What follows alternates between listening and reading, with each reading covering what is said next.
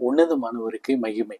சங்கீதம் 25:8 சொல்லுகிறது, கர்த்தர் நல்லவரும் உத்தமருமா இருக்கிறார், ஆகையால் பாவிகளுக்கு வழியை தெரிவிக்கின்றார். தாவீது சொல்லும் பொழுது ஆண்டவரை குறித்து, எப்பா ஆண்டவர் நல்லவரும் உத்தமருமா இருக்கிறார், அதனாலதான் பாவிகளுக்கு வழி அவர் தெரியப்படுத்துகிறார் என்று சொல்லி, குட் அண்ட் அப்ரைட். நம்முடைய ஆண்டவர் எப்படிப்பட்டவர்னா நேர்மையானவர், நிமிர்ந்த நட. எப்பா தப்பே அவர்கிட்ட சொல்ல முடியாதுப்பா.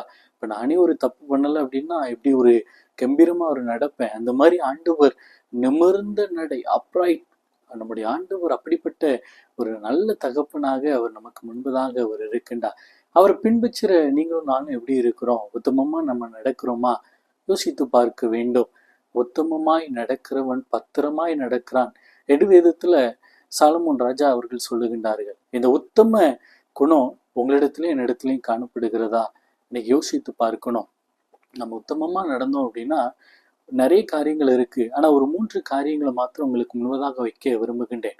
முதல்ல, உத்தமமாய் நடக்கிறவர்களுக்கு தேவன் நன்மையை கொடுக்கின்றார். சங்கீதம் 84:11 பெண்பகுதி சொல்லுகிறது, உத்தமமாய் நடக்கிறவர்களுக்கு நன்மையை வழங்காதிரார் என்று சொல்லி.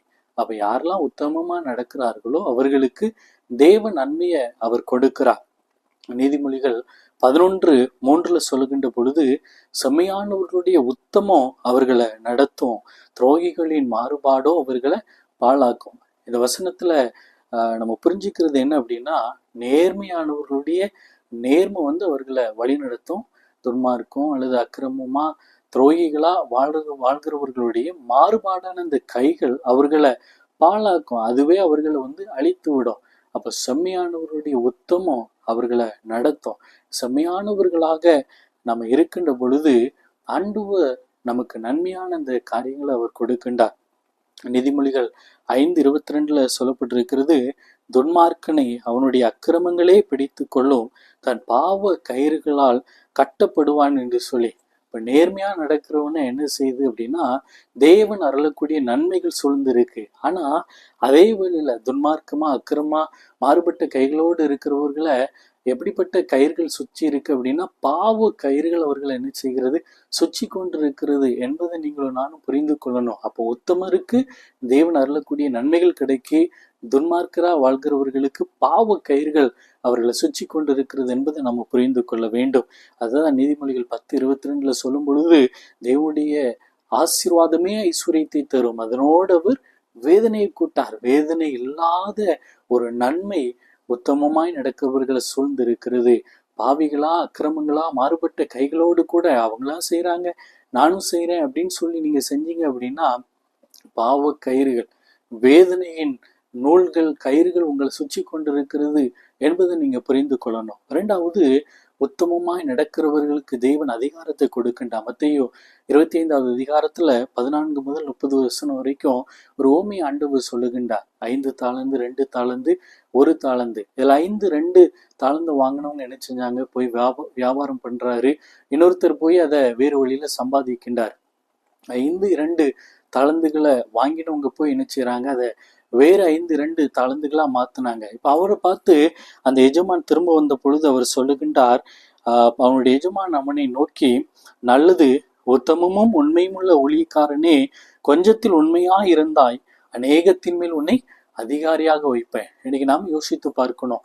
உத்தமமாய் நம்ம நடக்கணும். எதுல அப்படின்னா, நம்முடைய குடும்பத்துல, நம்முடைய சமுதாயத்துல, ஆண்டவர் நமக்கு கொடுத்திருக்கிற பொறுப்புகள்ல அது எந்த வேலையா இருக்கலாம். நீங்களும் நானும் உத்தமமா மற்றவர்களை போல அந்த துரோகிகளின் மாறுபாடான அந்த கைகளை போல நம்முடைய கைகள் மாறிடக்கூடாது. எந்த இடத்துல இருந்தாலும் தேவன் விரும்புகின்ற அந்த உத்தமம் நம்ம இடத்துல காணப்படுகின்ற பொழுது, நிச்சயமா அந்த பொறுப்பை உணர்ந்து நீங்களும் நானும் செயல்படுகின்ற பொழுது இன்னும் மேலான நன்மைகளை தேவனிடத்துல இருந்து நம்ம பெற்றுக்கொள்ள முடியும். இன்னும் மேலான உயர்வை, அந்த அதிகாரத்தை கர்த்தர் நமக்கு தருகின்றார். கொஞ்சத்தில் யாரு உண்மையா இருக்கிறாங்களோ அவங்களெல்லாம் ஆண்டவர் உயரத்துல வைத்து அழகு பார்க்கின்றார். 3வது, உத்தமர்களுக்கு தேவன் கேடகமாயிருக்கிறார்.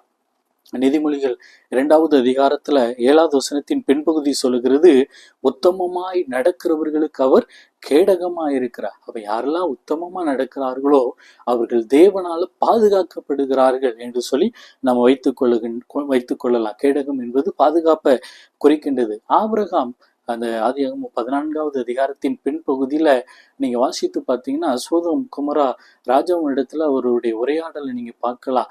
என்ன அப்படின்னா, சோதோம் ராஜா லோத்துவ ஆபிரகாம் மீட்டு கொண்டு வந்ததுக்கு பிற்பாடு சோதோம் ராஜா சொல்லுவார், ஜனங்களை எனக்கு நீர் தந்துரும், பொருட்களை வேணா நீங்க வைத்துக் கொள்ளுங்க அப்படின்னு சொல்லி ஆபிரகாமை பார்த்து சொல்லும் பொழுது, உம்முடைய கைகளில இருந்து நான் ஒன்னையும் வாங்க மாட்டேன், அநியாயமான இந்த காரியங்கள் எனக்கு வேண்டாம், என் தேவன் என்னை ஆசீர்வதிக்கின்ற அந்த ஆசீர்வாதம் எனக்கு போதும் என்று சொல்லி தன்னை அந்த இடத்துல உத்தமனாக நடப்பதற்கு அவன் ஒப்பு கொடுத்தான். அதனாலதான் ஆண்டவர் இந்த 15வது அதிகாரத்துல 1வது வசனத்தின் பின்பகுதியில சொல்லுவார், பயப்படாதே, நான் உனக்கு கேடகமும் மகா பெரிய பலனுமா இருக்கிறேன். ஆபிரகாமுக்கு ஆண்டவர் சொல்லுறார், உத்தமமா இந்த அந்நிய செல்வம் எனக்கு வேண்டாம், இந்த அநியாயமான பொருட்கள் எனக்கு வேண்டாம் என்று ஆபிரகாம் அந்த மெல்கிசேதேக்கினுடைய ஆசீர்வாதம் எனக்கு போதும் சொல்லி அர்ப்பணித்த பொழுது, அங்கே ஆபிரகாமுக்கு ஆண்டவர் கொடுக்கின்ற ஆசீர்வாதம் என்னன்னா, பயப்படாத, நான் உனக்கு கேடகமும் மகா பெரிய பலனுமா இருக்கிறேன் என்று சொல்லி.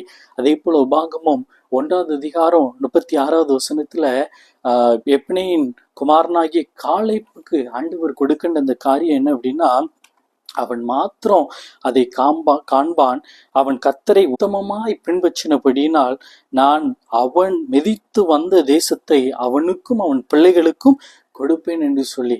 காலேபை குறித்து, உத்தமமா அவன் என்னை பின்பற்றினான், அதனால அவன் மிதித்து வந்த அந்த தேசத்தை அவனுக்கும் பிள்ளைங்களுக்கும் நான் கொடுப்பேன் அப்படின்னு சொல்லி ஆண்டவர் அங்கே வாக்கு கொடுக்கறத நம்ம பார்க்கணும். கிறிஸ்துவுக்குள் பிரியமானவர்களே, இன்றைக்கு ஆண்டவர், நம்முடைய ஆண்டவர் உத்தமராய் இருக்கிறார்.